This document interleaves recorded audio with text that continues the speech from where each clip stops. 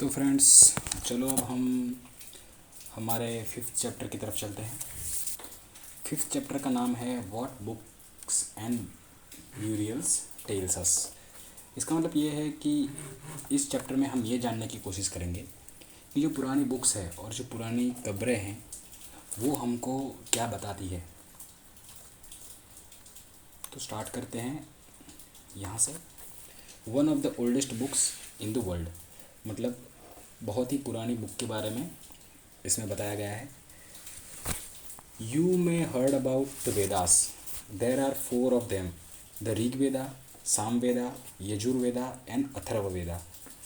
आपको वेद के बारे में पता होगा। टोटल 4 वेद हैं, ऋग्वेद, सामवेद, यजुर्वेद और Atharvaveda. The oldest Veda is Rigveda, composed about 3500 years ago. The Rigveda includes more than 1,000 hymns called Sukta or well said. These hymns are in praise of various gods and goddesses. 3 gods are especially important: Agni, the god of fire; Indra, a warrior god; and Soma, a plant from which special drink was prepared. जो ऋग्वेदा है वो सबसे oldest वेद है, मतलब सबसे पुराना वेद है, जिसकी रचना यानी उसकी कंपोजिशन कब हुई थी? 3500 साल पहले। और जो ऋग्वेदा है उसमें 1000 से भी ज़्यादा प्रार्थनाएं हैं और उन प्रार्थनाओं को क्या कहा जाता है? सुक्त, और जिनका मतलब है वेल सेड, मतलब अच्छी तरह से कहा हुआ। और ये जो प्रार्थनाएं हैं वो देवी और देवताओं के लिए हैं। और उस टाइम पे 3 देवता या देवी बहुत ही इम्पोर्टेंट माने जाते थे। पहले थे अग्नि। अग्नि का मतलब है आग, वो तो आपको पता होगा। या अग्नि वो कौन है? फायर के देवता यानी आग के देवता। दूसरे थे इंद्र, वॉरियर गॉड। इसका मतलब क्या है कि ये थे योद्धाओं के देवता। और तीसरा थे सोम। उसको हम कहते हैं कि वो एक सोमा क्या था? एक स्पेशल प्लांट था जिससे एक ड्रिंक बनाई जाती थी। तो ये 3 गॉड बहुत ही ज़्यादा इम्पोर्टेंट माने जाते थे। These hymns were composed by sages or rishis. Priests taught students to recite and memorize each syllable, word and sentence beat by beat with great care. Most of the hymns were composed, taught and learned by men. A few were composed by women. The Rig Veda is in old or Vedic Sanskrit, which is different from the Sanskrit you learn in school these days. ये जो प्रार्थनाएं हैं वो किन्होंने बनाई थी? Sages यानी ऋषि मुनियों ने बनाई थी। और जो पुरोहित लोग हैं वो अपने स्टूडेंट्स को वेदों के बारे में पढ़ाते थे और बहुत ही अच्छी तरह से पढ़ाते थे। लाइन टू लाइन, यानी कि एक शब्द भी छोड़ते नहीं थे। बहुत ही अच्छी तरह से, ग्रेट केयर, बहुत ही ज़्यादा केयर से पढ़ाया जाता था।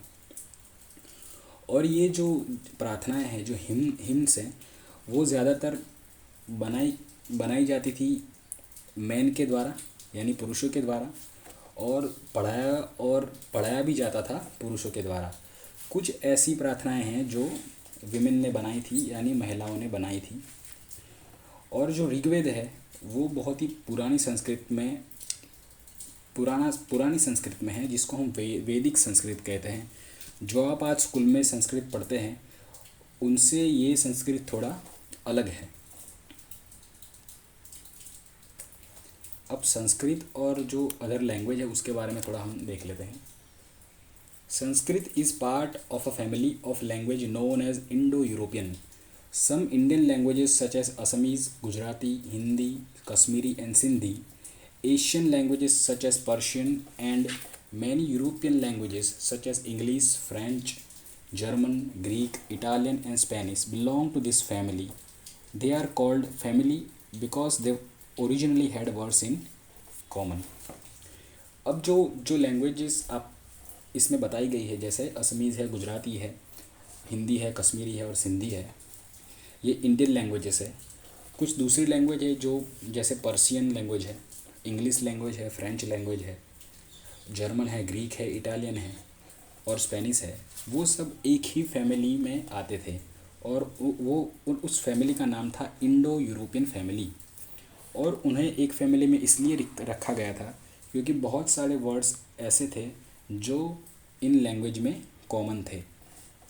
Take the words matr in Sanskrit, maa in Hindi and mother in English. जैसे एग्जांपल के लिए हम लें तो संस्कृत में मात्र और हिंदी में उसको हम माँ कहते हैं और इंग्लिश में उसका वर्ड मदर है।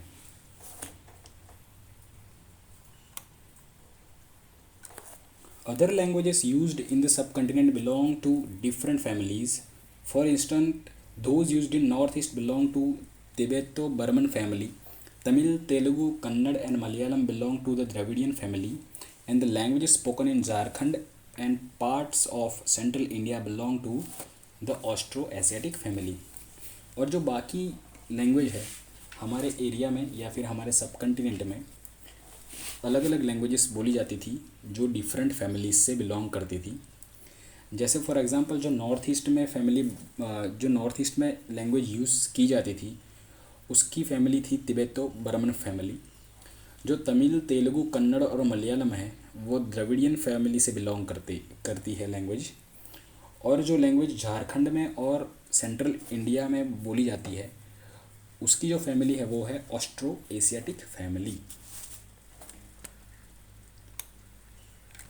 The books we use are written and printed. The Rig Veda was recited and heard rather than read.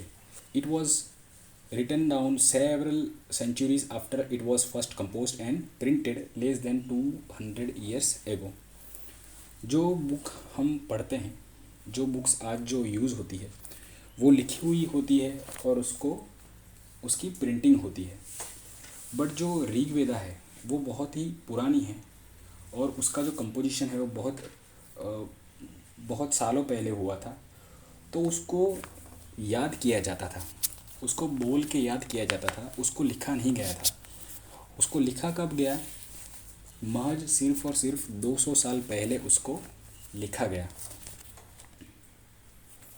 How historian study the Rig Veda. अब जो हिस्टोरियंस हैं वो ऋग वेदा को पढ़ते कैसे हैं या फिर उसकी स्टडी कैसे करते हैं?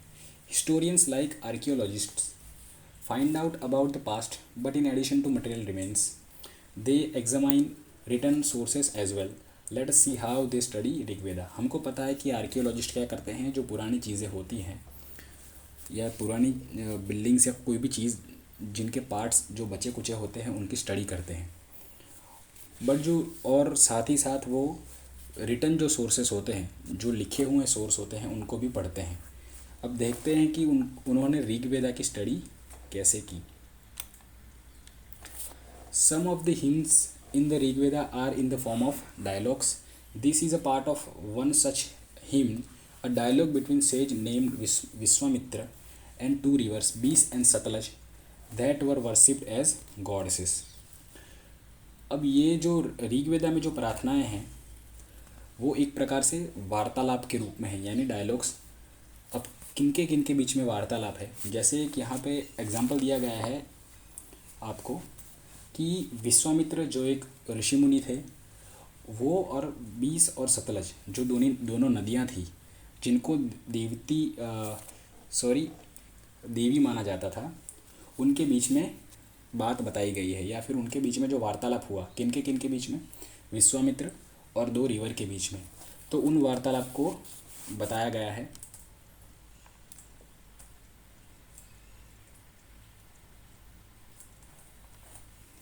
अब ये देखो, a page from a manuscripts of the Rig Veda. ये आपको जो लेफ्ट में एक इमेज दिखाई दे रही है, ये वाली, ये लेफ्ट में जो, वो ऋग वेदा का पार्ट है।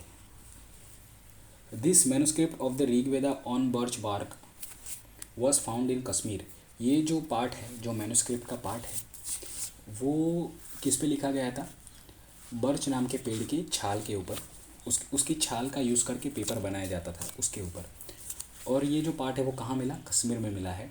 About 150 years ago it was used to prepare one of the earliest printed text of the Rig Veda as well as an English translation. It is now preserved in library in Pune, Maharashtra. इस प्रकार की जो manuscripts मिली है वो बहुत ही पुरानी है और उनको जो लिखा गया है वो 150 साल पुराना है।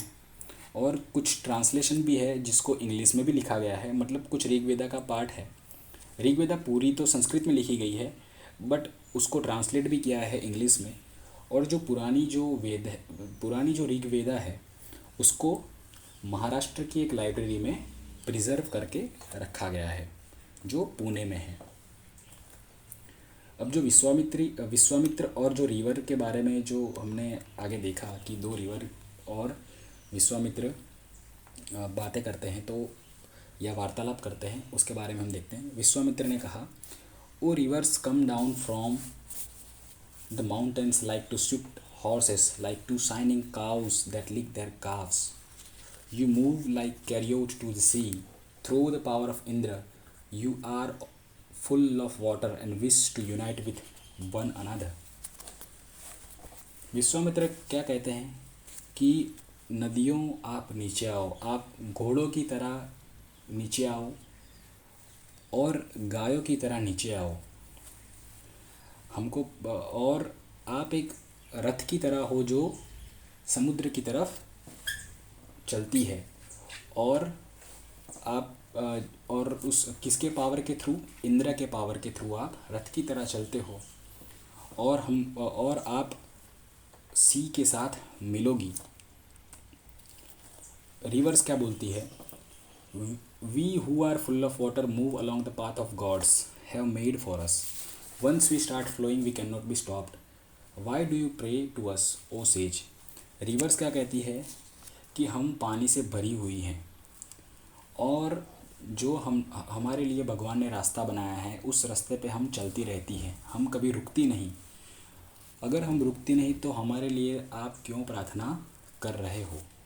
विश्वामित्र ने क्या जवाब दिया, O sisters please listen to me, the singer who has come from a distance with his chariot and carts, let your water not raise about our axle so that we can cross safely. तो विश्वामित्र क्या कहते हैं कि एक singer है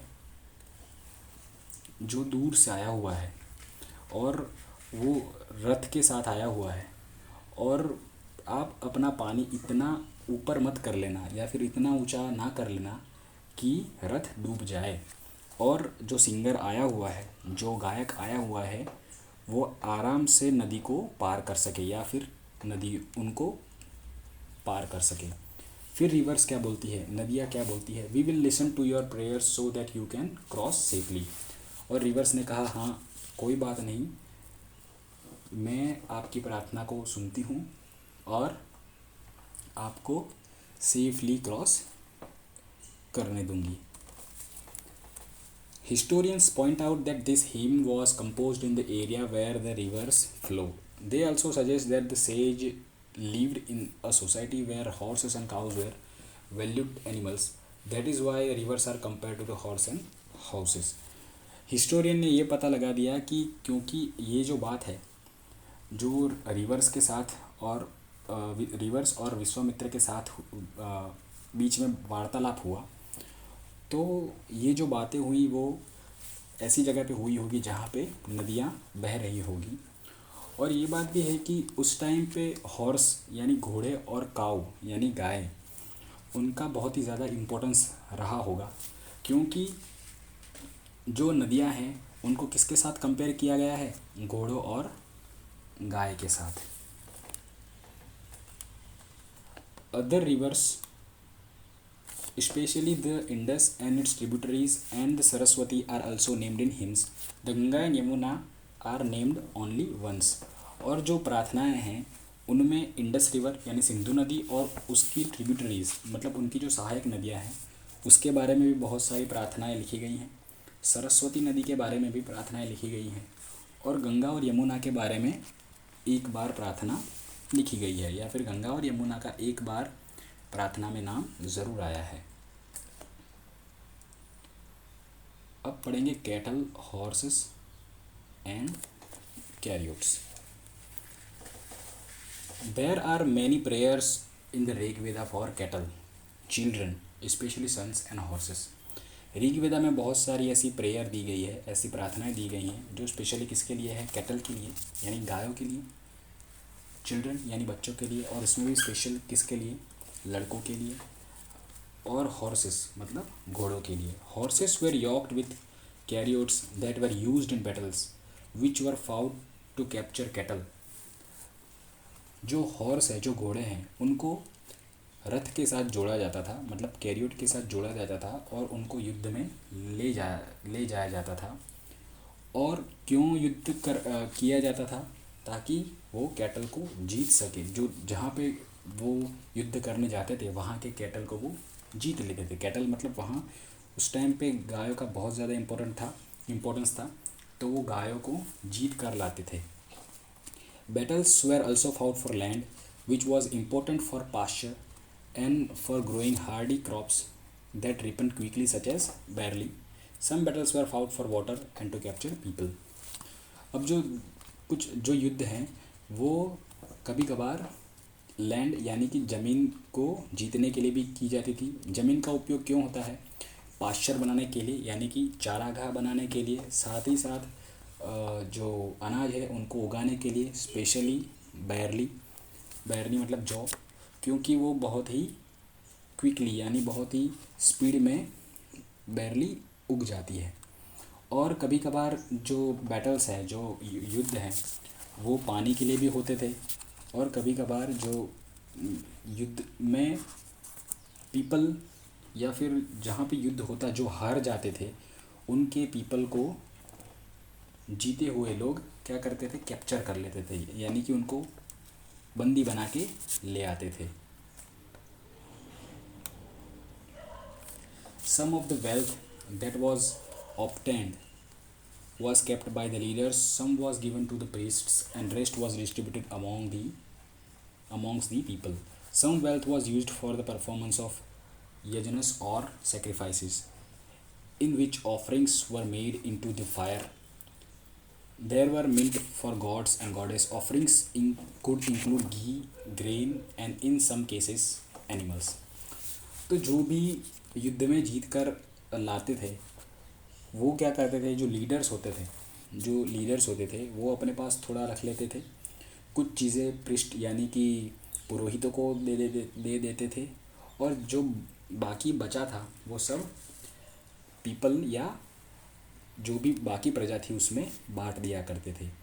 और कभी कभार जो वेल्थ जो भी जीत कर लाते थे उसको किसमें यूज़ करते थे, यज्ञ करने में। और यज्ञ क्यों करते थे, यज्ञ ज़्यादातर देवी देवताओं को प्रसन्न करने के लिए किया जाता था, और उन यज्ञों में किसका यूज़ होता था, घी, ग्रेन्स, और कुछ कभी कभार तो जो एनिमल्स हैं उनकी बलि भी दी जाती थी।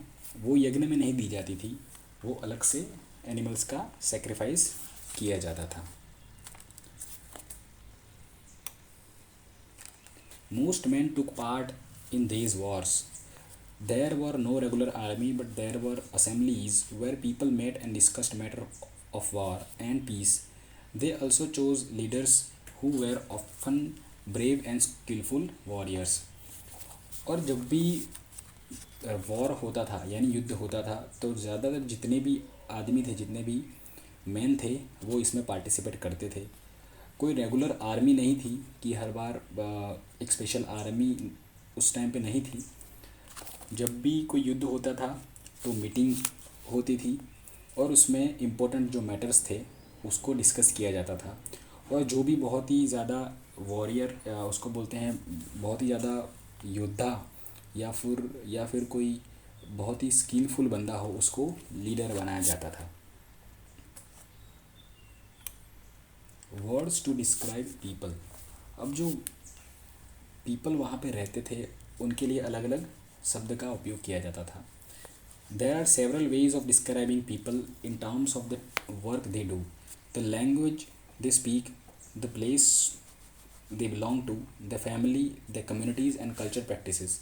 Let us see some of the words used to describe people found in Rig Veda.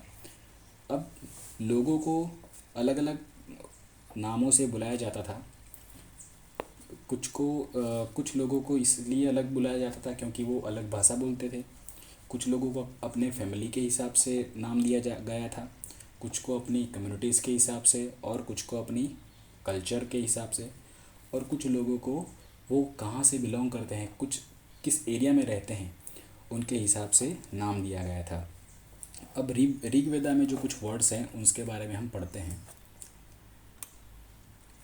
There are two groups who are described in terms of their work. The priests, sometimes called Brahmins, who performed various rituals, and the Rajas.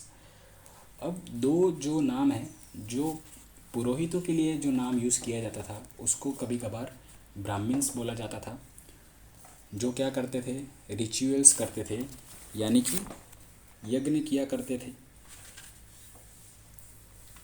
और दूसरा जो नाम है वो है राजा। अब राजा के बारे में तो आपको पता ही होगा।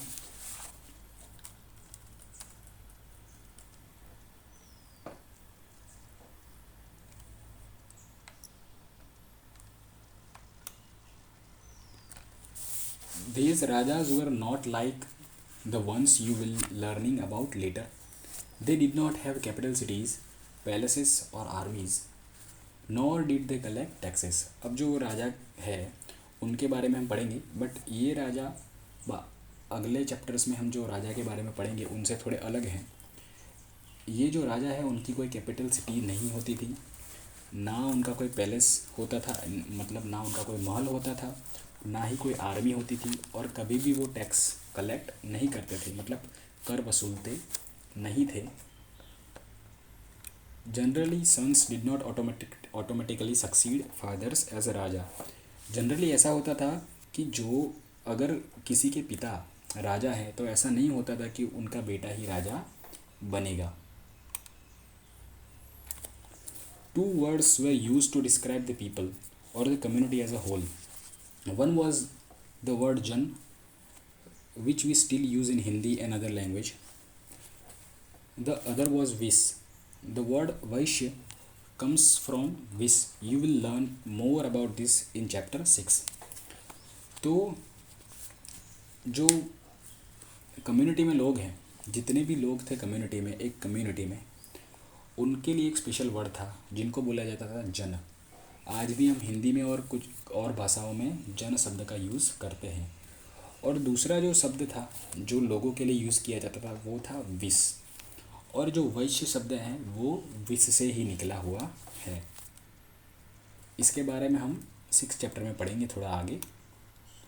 Several vis or jana are mention by name, so we find reference to the Puru jana or विस, द भरत जना और विस, द यदु जना और विस। जैसे फॉर एग्जांपल ये एग्जांपल दिए गए हैं जैसे पुरु जो लोग थे उनको पुरु जन या विस कहा जाता था, जैसे भरत जो लोग थे उनको भरत जन और विस कहा जाता था, जैसे यदु जो थे उनको यदु जन और विस कहा जाता था।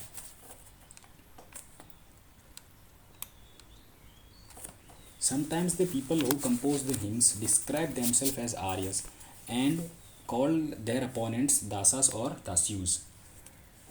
These were people who did not perform sacrifices and probably spoke different languages. जिन लोगों ने प्रार्थनाएं बनाई थी उन्होंने अपने बारे में बोला कि वो आर्यज हैं, और जो उनके अपोनेंट थे उनको दासा और दास्यूस का नाम दिया गया। दासा और दास्यु वो लोग थे जो यज्ञ नहीं करते थे या सेक्रीफाइस नहीं करते थे, और वो लैंग्वेज भी थोड़ी अलग बोलते थे। Later, the term dasa and the feminine dasi came to mean slave. Slaves were women and men who were often captured in war. They were treated as property of their owners, who could make them do whatever work they wanted. जो दासा और दास्यूज हैं उसके लिए फिर word use होने लगा दास और दासी, जिसका मीनिंग होता है स्लेव। स्लेव का मतलब क्या होता है, गुलाम। और जो गुलाम होते हैं वो वुमेन भी होते थे और मैन भी होते थे जिनको युद्ध में जीत कर लाया जाता था। अब जो गुलाम हैं उनको एक प्रॉपर्टी की तरह यूज़ करते थे, कौन? ओनर्स। और जो भी काम करवाना चाहे वो स्लेव से या फिर गुलाम से वो करवा सकते थे। While the Rig Veda was being composed in the northwest of the subcontinent, there were other development elsewhere. Let us look at some of these. जब नॉर्थ वेस्ट, इंडिया का नॉर्थ वेस्ट पार्ट है, उसमें जब ऋग वेदा compose हो रहा था उस time पे हमारे सब कंटिनेंट में कुछ और हो रहा था, कुछ और डेवलप हो रहा था, उसके बारे में हम देखते हैं।